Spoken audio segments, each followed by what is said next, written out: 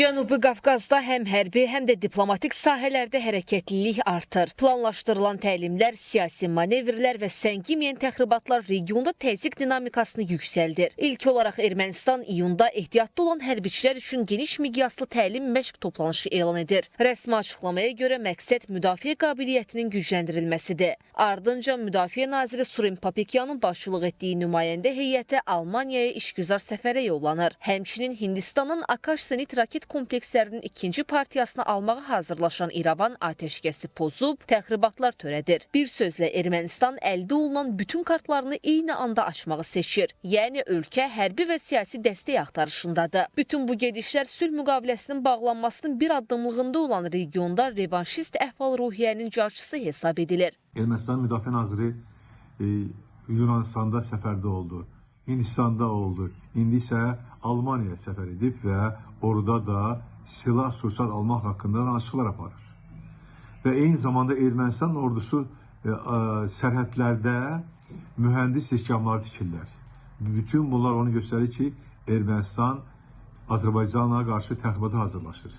Qafqazda hərbi balans yenidən formalaşır. Sülh danışıqları fonunda arxa planda səngiməyən hərbi hazırlıq prosesi gedir. İrəvanın Hindistandan ikinci hissə silah tədarükünə qədər Yunanistan, Fransa, ABŞ və İranla da təlim, silah alış-verişi aparması regiondakı gərginlik barometrini bir qədər də yüksəldir. Ermənistanın atdığı addımlarla paralel isə daha bir səfər Türkiyənin Milli Müdafiə Naziri Yaşar Gülərin Bakıya gəlişi də diqqət çəkir. Çünki bu təkcə protokol ziyarəti deyil, həm də Azərbaycanla hərbi əməkdaşlığın genişləndirilməsi ilə bağlı siyasi bir mesajdır. Ekspertlərə görə bu diplomatik və hərbi aktivlik regionda sülh danışıqlarının nəticə vermədiyinə dair səbirli, amma sərt bir reaksiyadır. Yəni ikili danışıb vaxt qazanmağa çalışan Ermənistanın B planı hazırlığına bir növ siyasi cavabdır. Bütün bu addımlar və eyni zamanda Ermənistanın öz hərbi büdcəsini rekord səviyyədə qaldırması, ümumdaxili məhsulun 6% həcmində etməsi, ötən illə müqayisədə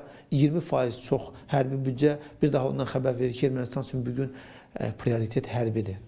Ermənistanla bugün prioritet uzaq mənzilli silahların alınmasıdır. Baxın, Akash, Pralay, Tor M1, Sezar haubitsaları və digər ASA, bütün bunlar daha çox uzaq hədəfləri vura bilən silahlardır. Bir tərəfdən intensiv şəkildə silahlanan Ermənistan əlinin çatdığı bütün tribunalardan sülh çağırışları edir. Amma cümləsinin nöqtəsini qoymamış sərhəddə təxribata əl ataraq dediklərini təkzib edir. Azərbaycan isə bütün hallarda mövqeyində qətidir. Bu baxımdan da indiki mürəkkəb geosiyasi proseslərin müharibəyə hazırlıq, yoxsa sülhə təzyiq vasitəsi olduğunu birbaşa İrəvanın hansı yekun fikirdə qərarlaşacağı müəyyən edəcək.